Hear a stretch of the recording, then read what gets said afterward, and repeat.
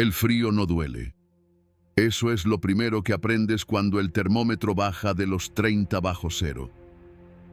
Primero duele, sí, durante las primeras horas te quema la piel, como si alguien te frotara brasas en los dedos, en las orejas, en la nariz, pero después deja de doler. Y eso es peor, porque cuando deja de doler significa que esa parte de ti ya no existe, ya no te pertenece. Se fue sin avisarte. Hay un hombre muerto a 3 metros de mí. Lleva 2 días ahí, congelado en la misma postura en que cayó, con los brazos extendidos hacia adelante, como si todavía intentara alcanzar algo. El frío lo conservó perfectamente. Parece una estatua. A estas alturas ya ni le miro la cara. A mi derecha, el horizonte es una línea de humo negro que no se mueve. Nunca se mueve. El humo de Stalingrado lleva semanas tiñendo el cielo de ese color enfermo, como si la tierra misma estuviera podrida por dentro. Y quizás lo está. Tengo 33 años. He visto 3 guerras en una, y lo que viene ahora es diferente a todo. Esto no es un relato de victoria. Esto no es la historia de un héroe. Esto es lo que ocurre cuando el mundo se rompe y tú tienes que seguir caminando entre los pedazos. Para entender por qué estoy aquí, en este campo abierto que no tiene nombre en ningún mapa que yo haya visto, con la nieve llegándome a las rodillas y el cañoneo soviético retumbando a mis espaldas como el latido de algo monstruoso, necesitas saber lo que ocurrió el 19 de noviembre de 1942. Ese día empezó mi retirada y no ha terminado todavía. Me llamo Karl Brenner, Feldwebel, 33 años. Regimiento de Granaderos 536, 384ª División de Infantería, nacido en Dortmund, hijo de un minero y de una mujer que leía demasiado, que siempre creyó que los libros podían salvarte de cualquier cosa. No de esto, no de la estepa rusa en invierno con los soviéticos pisándote los talones. De esto no te salva ningún libro. Esa mañana del 19 de noviembre estábamos en posiciones sobre el río Don, en el flanco noroeste del dispositivo alemán alrededor de Stalingrado, no dentro de la ciudad. Hay que aclararlo porque la gente lo confunde siempre. Stalingrado no era solo esa trampa de concreto y escombros donde los hombres se mataban por habitaciones y por metros de suelo. Era un frente enorme. Un arco de cientos de kilómetros con divisiones desplegadas en sectores que a veces apenas se tocaban. Nosotros éramos parte de ese arco, el flanco norte. Y los flancos, como yo aprendería en las siguientes horas, eran exactamente lo que el enemigo siempre buscaba.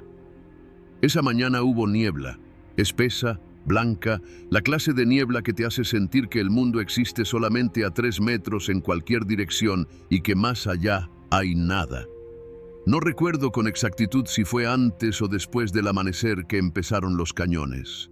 Lo que sí recuerdo es el temblor, no como cuando los tanques pasan cerca, ese temblor localizado y reconocible que ya conoces y que tu cuerpo aprende a medir.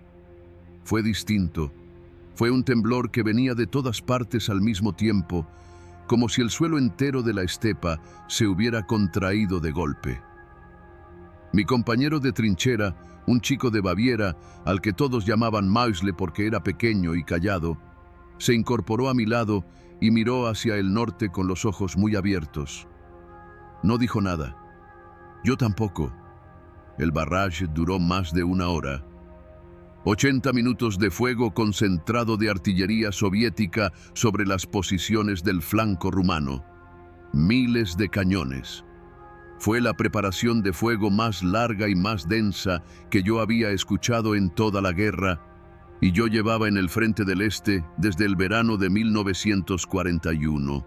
Había visto Barbarroja, había cruzado el Dnieper, había llegado hasta aquí, pero nada de eso me había preparado para escuchar ese sonido, la suma de todos los truenos del mundo cayendo en una sola línea. Las divisiones rumanas en el flanco norte tenían hombres valientes, pero no tenían los medios para resistir lo que vino. No tenían antitanques eficaces, no tenían cobertura acorazada. Cuando los T-34 cruzaron sus líneas, los frentes no cedieron, se evaporaron. Los primeros en llegar hasta nuestras posiciones fueron grupos de soldados rumanos en retirada, algunos sin armas, con las caras marcadas por algo que iba más allá del miedo ordinario de combate. Era el miedo de quien ha visto que la línea no retrocede, sino que desaparece. Un sargento rumano llegó corriendo por la nieve, gritando en su idioma cosas que nadie de nosotros entendía, pero que todos comprendíamos perfectamente. Le sangraba la mano. No parecía haberlo notado.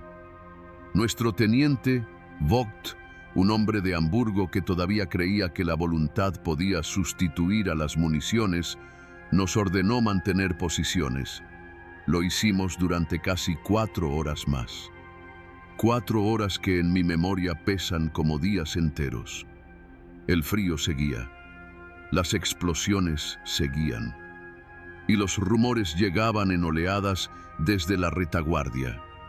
Que los soviéticos habían roto por el norte, que habían roto por el sur también, que el movimiento en Tenaza ya estaba en marcha, que Stalingrado iba a quedar completamente rodeada. No eran rumores, era la Operación Urano. El 23 de noviembre, los frentes soviéticos del norte y del sur se unieron en Kalach-na-Donu y el cerco quedó cerrado. Dentro, el sexto ejército del general Paulus, más de 300.000 hombres, tanques, artillería, médicos, cocineros, mecánicos, músicos de banda. Todo dentro de un bolsillo que el mando llamó Festung, fortaleza, como si esa palabra pudiera cambiar la realidad de lo que era. Una trampa. Nosotros, por una cuestión de kilómetros y de la dirección en que apuntaba nuestra unidad cuando llegó la orden de replegarse, quedamos fuera del cerco. No sé si eso fue suerte o simplemente una condena con plazos más largos. Lo que sí sé es que desde ese momento todo cambió. Dejamos de ser un ejército que avanzaba. Dejamos de ser un ejército que mantenía posiciones. Nos convertimos en algo para lo que no existe una palabra limpia. Hombres que se mueven hacia el oeste porque al este ya no hay nada salvo el enemigo. Y al este del enemigo está el río Volga, y detrás del Volga está Asia, y nadie quiere llegar hasta ahí. La retirada no fue ordenada al principio. Fue un desgranarse, unidades que se descosían de sus sectores y se plegaban hacia el oeste en columnas que mezclaban granaderos, artilleros sin cañones, conductores sin vehículos y hombres de unidades que ya no existían en ningún organigrama. Diciembre llegó con más frío y con la operación Tormenta de Invierno, el intento del grupo de ejércitos del mariscal von Manstein de romper el cerco desde el sur y liberar al sexto ejército. Nosotros no participamos en ese avance directo, pero lo escuchamos. Escuchamos los cañones hacia el sur, hacia Kotelnikovo, y durante unos días el rumor fue que la columna de alivio estaba avanzando, que los panzers de Hoth llegarían hasta Paulus, que el cerco se rompería. En las noches, cuando el frío bajaba tanto que el aceite de los fusiles se solidificaba, ese rumor era lo único que mantenía a algunos hombres en pie. Yo nunca lo creí del todo, no porque fuera más inteligente que los demás, sino porque había aprendido en el frente del este a desconfiar de los rumores que suenan demasiado bien. Los buenos rumores siempre mienten, los malos rumores, en cambio, casi siempre llegan demasiado tarde. A mediados de diciembre, la columna de alivio fue detenida. Los soviéticos lanzaron nuevas operaciones sobre los flancos, el frente del Don cedió otra vez, y lo que quedaba de la posibilidad de liberar a Paulus se alejó definitivamente hacia el horizonte. El sexto ejército estaba solo, y nosotros empezamos a retroceder de verdad. Retroceder en el invierno ruso no es caminar hacia atrás, Es otra cosa completamente. Es una disciplina física y mental que no existe en ningún manual, que se aprende únicamente haciéndola y que te destruye desde adentro mientras la practicas. Las carreteras principales eran columnas interminables de hombres y máquinas mezclados sin orden claro. Camiones con los motores gripados empujados por hombres a mano, caballos muertos tirados en las cunetas con las patas rígidas apuntando hacia el cielo, heridos en trineos improvisados que pedían agua, aunque el agua congelada estuviera por todas partes. Yo marchaba con lo que quedaba de mi pelotón, 7 hombres de los 12 que habíamos ido en noviembre. Moisle seguía con nosotros. También Herz, un sargento de Frankfurt que tenía una fotografía de su mujer encima del corazón y que la miraba cada noche con la misma expresión, como si necesitara convencerse de que esa imagen era real. Y Kraus, el más viejo del grupo, 41 años, ex carpintero, que caminaba con una economía de movimiento admirable sin gastar un paso de más, como si su cuerpo hubiera aprendido a calcular el coste exacto de cada esfuerzo. Nos movíamos de noche cuando podíamos para evitar la aviación soviética, que en esas semanas operaba con una libertad que no había tenido antes. El río Don. Cruzarlo fue el primer gran obstáculo.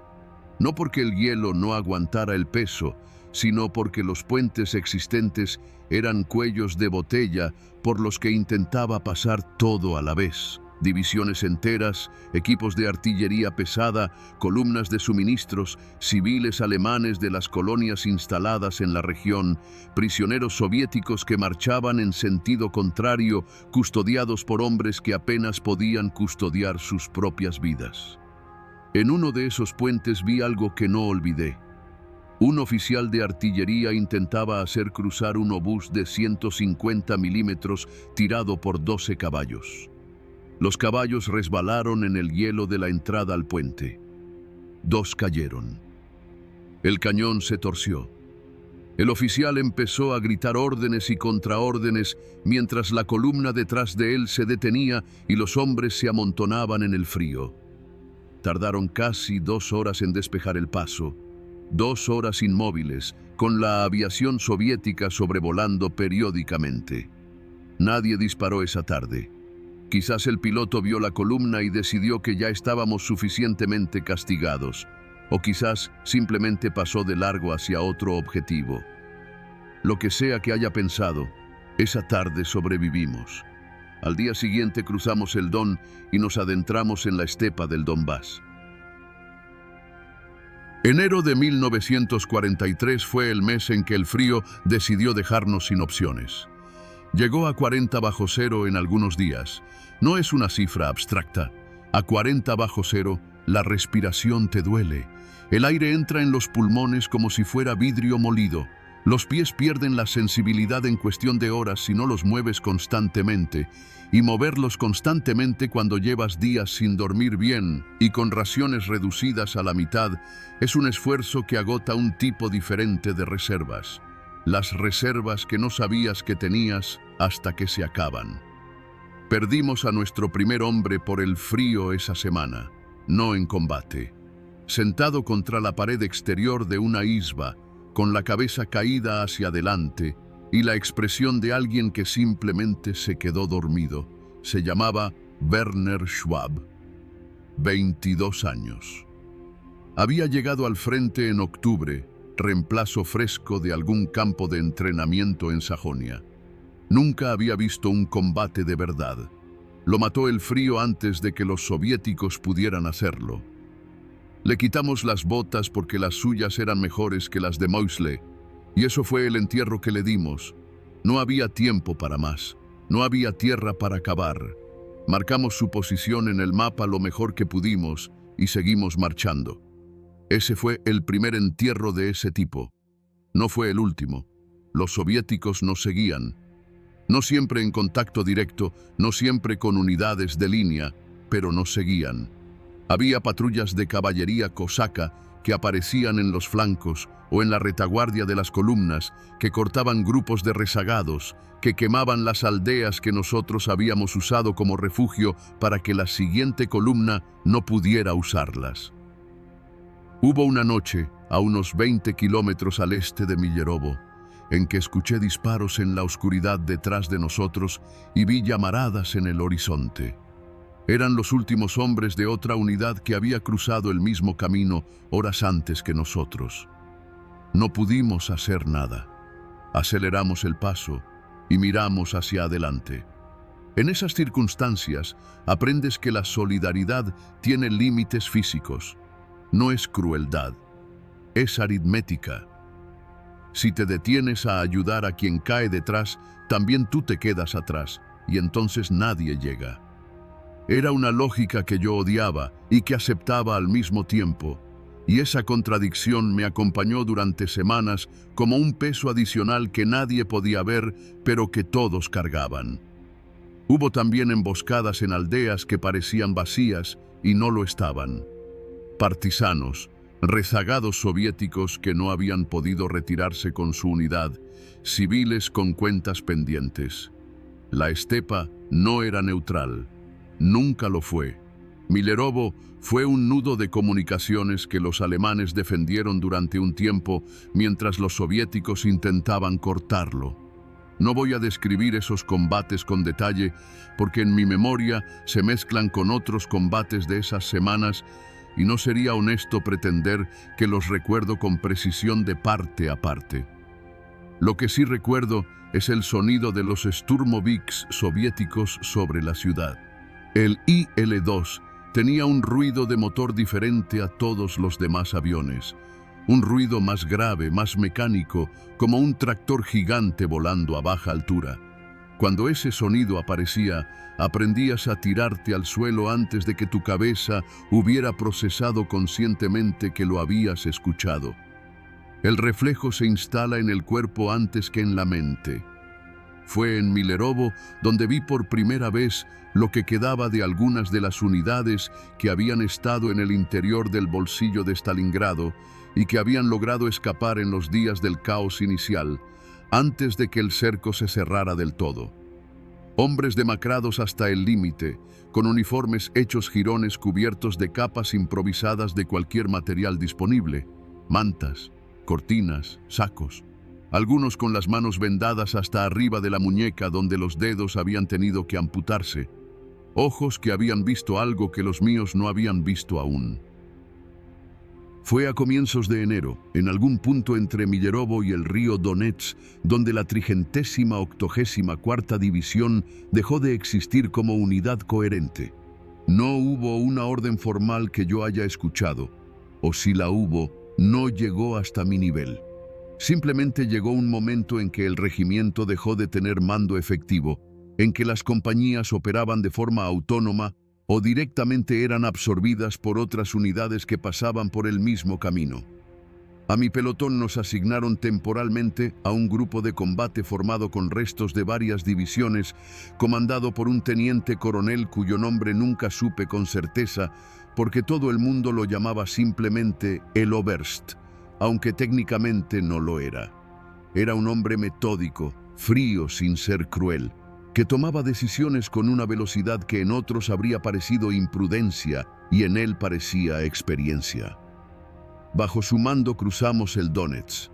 El río estaba helado, pero el hielo era irregular, con zonas finas que habían cedido ya bajo el peso de equipos pesados y que había que rodear. Tardamos casi una jornada entera en cruzar con todo el grupo. Al otro lado, en la orilla oeste, alguien había dejado un cartel clavado en un poste. Decía simplemente, Ucrania. No sé quién lo puso ni por qué, pero lo recuerdo. Ucrania en enero de 1943 era distinta a la estepa rusa en invierno. No en temperatura, que era igual de brutal. Era distinta en algo más difícil de describir, algo que tenía que ver con la arquitectura de las aldeas, con la forma en que estaban distribuidos los árboles, con el olor de la sisba, que era ligeramente diferente. También era diferente la gente. Las poblaciones ucranianas tenían una relación complicada con la guerra y con quienes la traían. Los soviéticos habían colectivizado violentamente, habían provocado el Holodomor, habían dejado una memoria de hambre y represión que todavía estaba fresca. Algunos ucranios habían colaborado activamente con los alemanes. Otros los odiaban exactamente igual que a los soviéticos. La mayoría, probablemente, solo quería sobrevivir y que los dejaran en paz, lo cual era un deseo razonable que ninguno de los ejércitos en conflicto podía concederles. Lo que encontramos en las primeras aldeas ucranianas que cruzamos fue silencio. No el silencio del miedo activo, sino el silencio de la fatiga. Mujeres viejas que miraban desde las ventanas sin cambiar la expresión cuando pasábamos.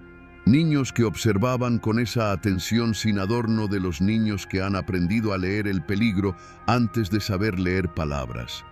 Nadie nos disparó esa primera semana en suelo ucraniano. Eso ya era algo. Fue en una localidad al norte de Voroshilovgrad, en los primeros días de febrero, donde mi grupo fue absorbido por una unidad que cambiaría el resto de mi guerra, el Regimiento Panzergrenadier 394, parte de la Tercera División Panzer. No fue una integración formal con desfile y presentaciones. Fue un sargento mayor de esa unidad que se acercó a nuestro grupo con una lista en la mano y empezó a señalar hombres. Tú, tú, tú y tú. Yo fui uno de los señalados. También Moisle, también Herz. Krause no. A Krause lo mandaron con otro grupo hacia el norte. Fue la última vez que lo vi. Los Panzergrenadiers eran infantería motorizada asignada a divisiones acorazadas. En teoría. En práctica, en febrero de 1943, con los soviéticos empujando desde el este y el norte en lo que ellos llamaban Operación Gallop, los vehículos eran un lujo escaso. Había medios semioruga, algunos camiones, algún vehículo blindado de reconocimiento, pero gran parte de los desplazamientos se hacían a pie o como se podía. Lo que tenían que los granaderos normales no tenían era articulación con los panzers, apoyo de cañones autopropulsados y una cultura táctica forjada en movimiento y en la coordinación entre armas. Eso marcaba diferencia incluso cuando los vehículos no estaban. Los soviéticos estaban en todas partes en esas semanas. No de forma exagerada, no como en las pesadillas donde el enemigo surge de cada árbol, sino en la forma real y operativa de un ejército en ofensiva que ha roto múltiples líneas y que opera con la energía de quien sabe que tiene el impulso. La Operación Gallop, lanzada el 29 de enero, había proyectado columnas acorazadas soviéticas profundamente hacia el territorio del Grupo de Ejércitos Sur. El objetivo era el Dnieper. Llegar al Dnieper, cortarnos la retirada, convertir toda la bolsa de fuerzas alemanas al este del río en otro Stalingrado, pero esta vez más grande. No lo consiguieron. No porque no lo intentaran con todo lo que tenían. No lo consiguieron porque se habían adelantado demasiado, porque sus líneas de suministro se habían alargado hasta un punto en que los tanques llegaban a los objetivos sin combustible y sin munición, porque el invierno que destruía a los alemanes destruía también a los soviéticos, y porque lo que se estaba preparando en la mente de von Manstein era algo que nosotros todavía no podíamos ver, pero que ya se estaba dibujando en los mapas del cuartel general. Un contragolpe. El contragolpe más brillante de toda la guerra en el este, pero eso vendría después. Antes, teníamos que sobrevivir las semanas más duras. Combatí mi primer enfrentamiento como Panzergrenadier en un pueblo sin nombre, o con un nombre que nunca aprendí a pronunciar, en algún lugar al sur de Slaviansk. Era de madrugada. Los soviéticos habían flanqueado la aldea durante la noche y estaban en las casas del sector este antes de que supiéramos que se habían acercado. El combate urbano nocturno es diferente a todo lo demás. No hay líneas, no hay frente y retaguardia. Hay habitaciones y dentro de cada habitación puede haber un aliado o un enemigo, y no lo sabes hasta que estás dentro. Entré en una casa con otros 3 hombres. La primera habitación estaba vacía, la segunda también. En la tercera, detrás de una mesa volcada, había un soldado soviético joven, no tendría más de 18 años, con la bayoneta calada en el fusil apuntando hacia nosotros. No disparó. No sé por qué. Quizás el fusil se había encasquillado, quizás estaba herido, quizás simplemente tenía miedo. El hombre que iba delante de mí, uno de los veteranos del regimiento, lo derribó con la culata antes de que yo hubiera terminado de procesar la escena. Después pasamos a la siguiente habitación. Esa noche recuperamos la aldea. Perdimos 4 hombres. Febrero fue un mes de combates dispersos, de acciones de retardo, de posiciones que se tomaban y se perdían y se volvían a tomar en el transcurso de horas. El mando daba órdenes que llegaban con retraso y que a veces ya no correspondían a la realidad del terreno cuando llegaban. Había momentos en que la unidad operaba casi por inercia, por la capacidad individual de los suboficiales para leer el combate y tomar decisiones sin esperar instrucciones. En eso los alemanes seguían siendo superiores, en la iniciativa táctica al nivel de sargento y de teniente, en la capacidad de reaccionar antes de que llegara la orden. Eso nos salvó más veces de las que ningún general podría reclamar crédito. En esas semanas desarrollé algo que no tenía nombre pero que reconocería en otros hombres que habían pasado por lo mismo. Un estado de percepción reducida pero aguda, como si el cerebro hubiera aprendido a filtrar todo lo que no fuera inmediatamente relevante para la supervivencia. Los paisajes pasaban sin registrarse, los nombres de lugares no se memorizaban. Lo que sí se memorizaba era el sonido de los distintos calibres de artillería, la diferencia visual entre una explosión de mortero y una de obús, la textura del silencio justo antes de que empezara un ataque. Esas cosas se memorizaban perfectamente, porque de esas cosas dependía si ibas a seguir vivo al día siguiente. Moisle murió a mediados de febrero, no en combate. Fue durante una de las marchas nocturnas. Pisó hielo que se dio sobre un pequeño canal que nadie había detectado en la oscuridad. El agua estaba a -30. Tardamos menos de 1 minuto en sacarlo, pero a esa temperatura 1 minuto es suficiente. Lo que sacamos del agua no era el mismo hombre que había entrado. Lo envolvimos en todo lo que teníamos. Encendimos un fuego, aunque suponía riesgo de exposición. No importó. El frío había llegado demasiado adentro. Murió 2 horas después sin recuperar la conciencia. Lo enterramos en la nieve al borde del camino. Yo guardé el pedazo de pan que tenía en el bolsillo y que no había comido. No sé por qué. No tenía sentido guardarlo. Me lo comí a los 10 minutos porque tenía hambre y porque la lógica de la supervivencia siempre termina por imponerse sobre cualquier impulso más noble. Si hay un error que cometí en esa guerra, y hay muchos, uno de ellos es haberme acostumbrado demasiado rápido a las muertes de los hombres que conocía. No porque no me importaran, porque no podía permitirme que me importaran demasiado en el momento en que ocurrían. El duelo era un lujo para después, y después nunca terminaba de llegar.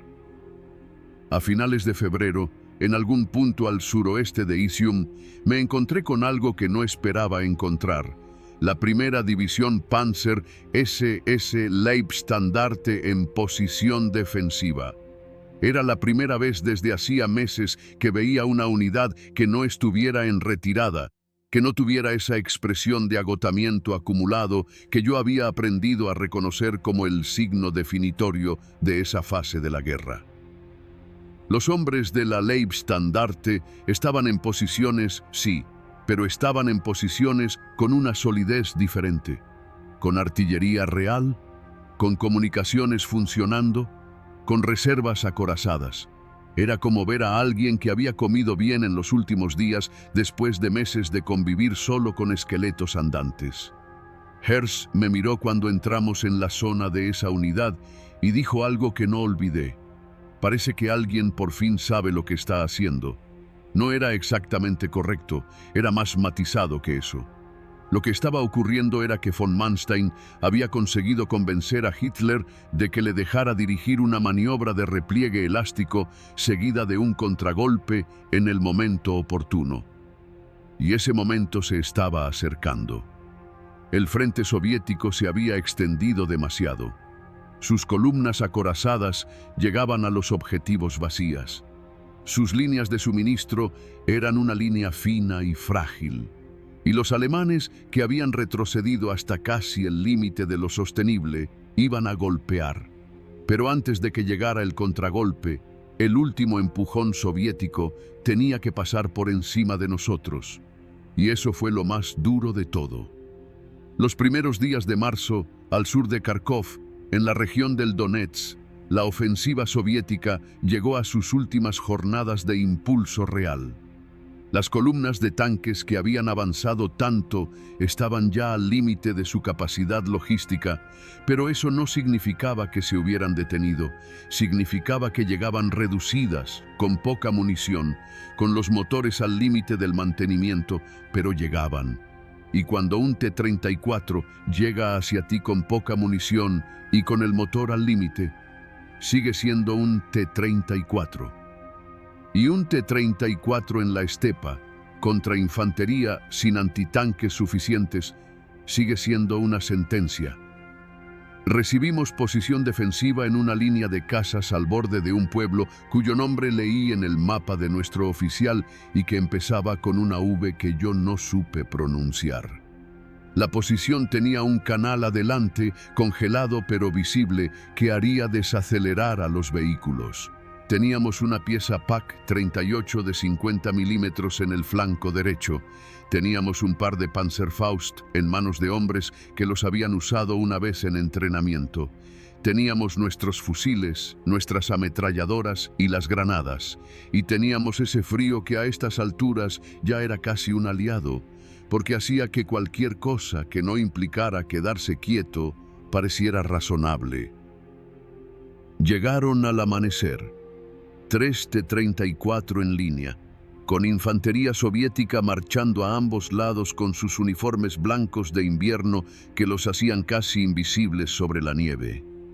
El silencio previo al ataque duró quizás 10 segundos después de que los vimos, 10 segundos en que todos los hombres de la posición procesaron la misma información de forma simultánea y sin comunicarse nada en voz alta. El PaK abrió fuego primero. El primer disparo pasó alto. El segundo impactó en el glacis del T-34 de la izquierda y rebotó hacia arriba en un arco de luz. No penetró. A 50 milímetros de calibre, el PaK-38 era ya un arma marginal contra los T-34 bien encorazados, algo que los artilleros sabían mejor que nadie. El tercer disparo de la pieza acertó en la cadena del mismo tanque y lo dejó inmóvil. Un tanque inmovilizado no es un tanque destruido, pero es un tanque que ya no avanza, y en ese momento eso era lo que importaba. Los otros dos tanques continuaron. Rompieron el canal. El hielo cedió bajo el peso del segundo tanque y el vehículo cayó hasta los faldones en el agua helada, rugiendo con el motor al máximo pero sin poder salir. El tercero cruzó más al norte, por un punto más sólido, y entró en el pueblo. Lo que sucede cuando un tanque entra en un pueblo que defiendes es algo que solo puedes comprender si lo has vivido. Deja de ser un objeto distante y abstracto sobre el que disparas desde la cobertura.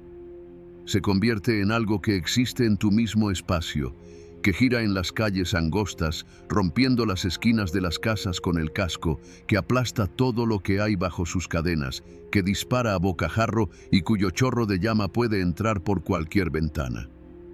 El T-34 entró en la calle principal y giró hacia donde estaban los hombres del primer pelotón. Vi la explosión de un Panzerfaust desde una ventana de la segunda planta, un destello blanco, humo negro, y el tanque siguió.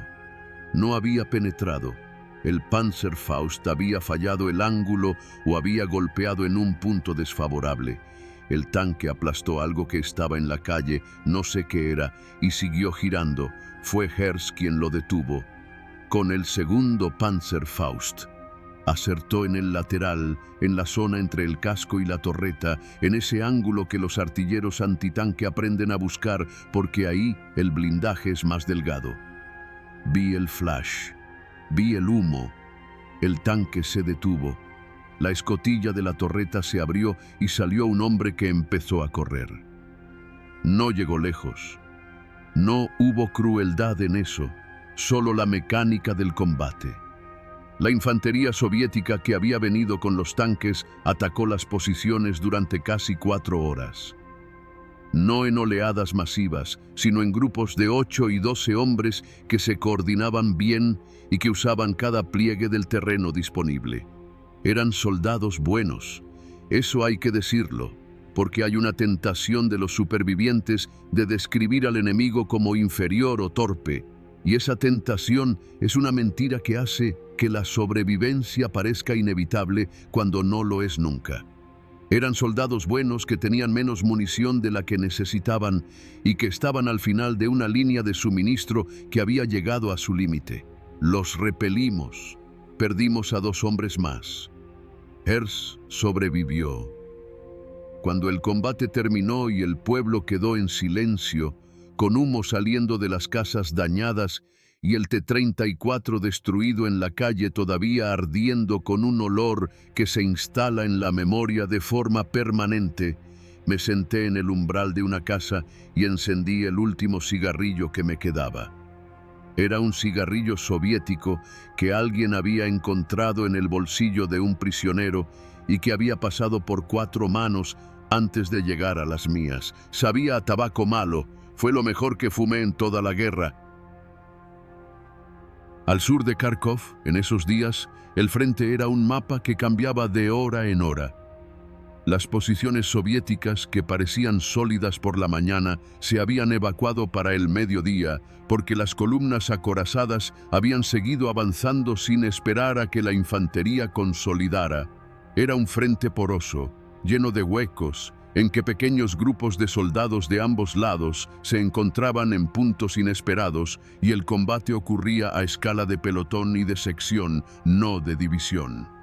En esas condiciones, la supervivencia dependía en buena medida de cosas que ningún Estado Mayor podía planificar: la capacidad de leer el terreno en segundos, la intuición sobre qué aldeas estaban ocupadas y cuáles no, el instinto para identificar dónde iban a aparecer los primeros disparos antes de que aparecieran. Yo había desarrollado esas capacidades durante meses de retirada, no porque fuera especialmente valiente o especialmente dotado, sino porque el tiempo que no te mata en el frente del este te enseña cosas que no sabías que necesitabas saber. Era el 2.5 años de guerra. Había cruzado Ucrania 2 veces en sentidos opuestos. Había enterrado hombres en suelo polaco, ruso y ucraniano. Y ahora estaba al sur de una ciudad, Kharkov, cuyo nombre yo había pronunciado por primera vez en un mapa de 1941 cuando avanzábamos y que ahora pronunciaba con el significado completamente distinto. La batalla por Kharkov en sí llegó poco después. Yo ya no estaba en el mismo lugar cuando ocurrió. La unidad se había reorganizado, consolidado con otros elementos del regimiento, y en los días siguientes nos desplazamos a posiciones diferentes, parte del movimiento más amplio que Manstein estaba orquestando. Lo que sé de la batalla de Kharkov lo supe después, ya reconstruido, ya convertido en relato. En el momento, lo que yo tenía era lo inmediato, el siguiente amanecer, el siguiente puesto de observación, la siguiente posición a defender o a abandonar, dependiendo de lo que dijeran los mapas de alguien que estaba a 20 kilómetros de donde yo estaba. No soy el tipo de testigo que puede hablar de grandes movimientos estratégicos, porque los grandes movimientos estratégicos no se ven desde un umbral de puerta con los pies fríos y el fusil apoyado en la rodilla. Lo que se ve desde ahí es pequeño, concreto y brutal. Es la cara de los hombres que mueren, es el color del humo según lo que está ardiendo. Es el silencio de las aldeas vacías que una vez tuvieron nombres que alguien pronunció con cariño. 33 años. Granadero primero, Panzergrenadier después. Esto es lo que recuerdo. Esto es lo que pasó. Lo demás pertenece a los libros de historia, y los libros de historia no tienen frío.